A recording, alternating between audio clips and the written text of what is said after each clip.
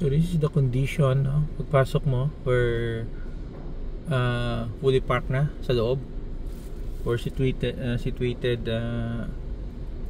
medyo sa center ng ferry. This is Montenegro line.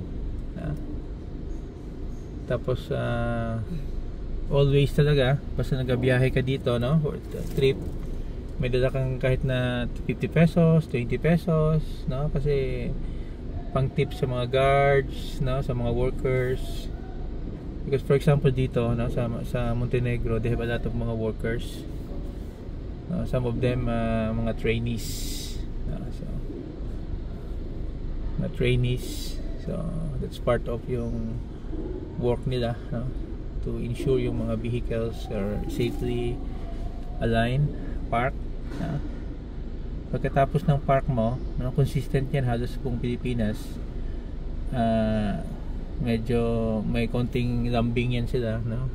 Tatanong pang merienda dyan, boss. So dapat meron kang kahit na 20, 50 pesos, no? Just to, so they're alternating, no? Pansin ko dito, no, yung mga checkers nila, para siguro just to spread yung mga tips nila, no? That's no problem naman dyan because that's really part of their service, no? So and yung may one time na interview ako, mostly naman because they're trainees, the compensation is not that high, no? They're given allowances. So we'll be taking off officially. Ang oras nila is 8 o'clock, may, no? No, I think medyo late. So ngayon may option kami to stay here, no? Stay here inside.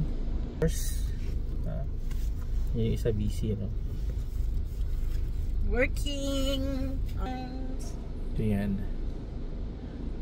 So rest muna kami here before mamaya labas na ako just to check yung surroundings.